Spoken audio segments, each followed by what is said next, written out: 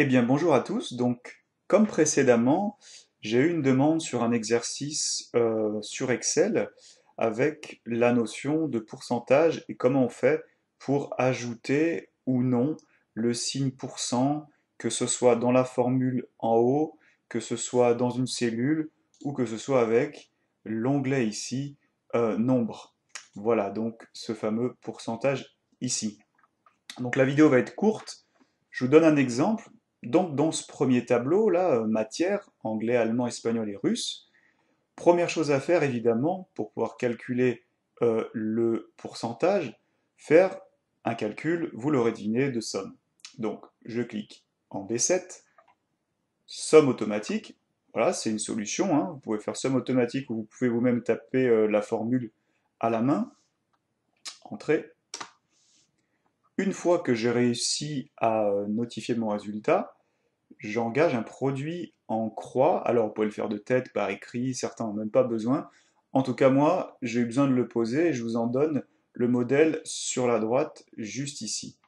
Donc, l'exemple de produit en croix, on va partir sur le mot anglais, donc qui est en A3.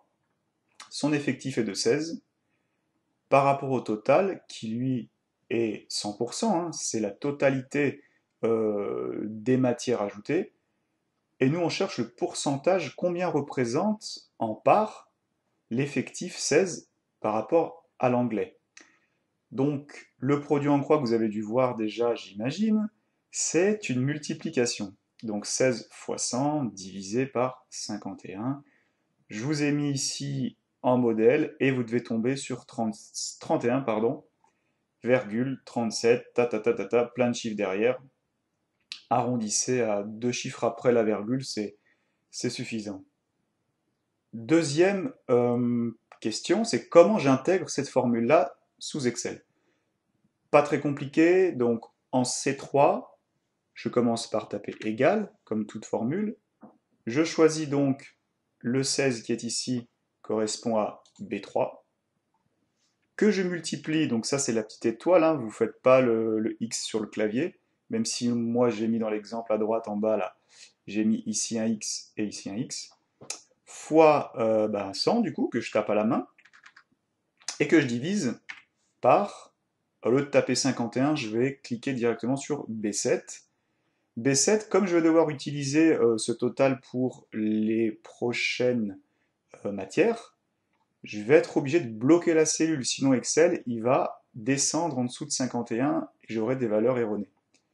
Pour bloquer cette cellule, on l'a déjà vu, il vous suffit de cliquer sur B7 en haut, là, dans votre formule, bon, soit entre le B et le 7, soit à la fin, peu importe, et vous tapez avec votre clavier la touche F4. Et normalement, vous avez deux $, un devant le B et un devant le 7, et là, donc c'est tout bon, faites entrer, et vous avez votre premier calcul. Peut-être qu'ici, vous allez voir apparaître au début pas mal de chiffres comme ça. Amenez votre curseur en haut. Ça, c'est une solution pour redire les décimales. Sinon, il y en a une autre ici. Nombre de décimales. Je suis bien dans nombre. Et voilà, 2. Normalement, ici, quand vous tirez vers le bas, vous devez tomber sur 100% et les résultats sont tout justes. Ça, c'était sans le signe pourcentage. Donc, je demandais de ne pas inscrire le signe pourcentage derrière chaque résultat. Là, c'est l'inverse. Je vous demande d'inscrire le signe pourcentage. Ben, je refais la même formule. Égale 16 fois 100 divisé par 51, donc le B7 que je bloque. Vous allez me dire, oui, mais c'est la même chose. Ben non, regardez. Pourquoi? Parce que dans cette cellule, j'étais déjà en pourcentage. Donc je vais vous remontrer, mettre en nombre. Et puis, j'ai envie d'inscrire le signe pourcent. Donc si je pars là et que je fais pourcentage, regardez ce qui se passe. C'est plus bon, parce qu'en fait, ce qu'il faut savoir, c'est que le fait de mettre ici pourcent vous rajoute fois 100 dans la cellule ici. Donc ça redécale la virgule de 2 chiffres vers la droite.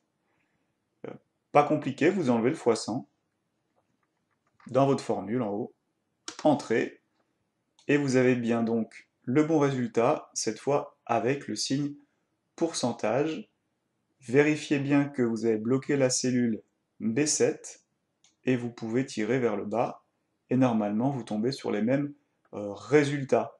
Voilà, il y a d'autres façons de faire. Ça, c'est une façon que moi j'utilise régulièrement. Il y a sûrement d'autres vidéos, d'autres façons. Moi, je me limite à celle-ci. Je ne vais pas faire l'exercice du bas. Maintenant, vous avez compris comment mettre ça en place pour celui-ci.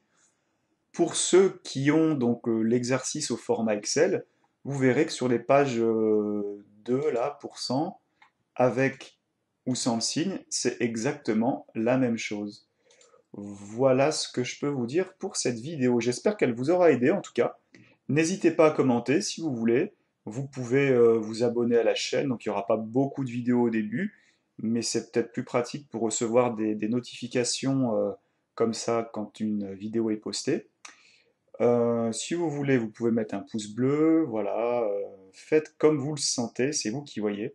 Et je vous dis à bientôt pour une prochaine vidéo. Portez-vous bien.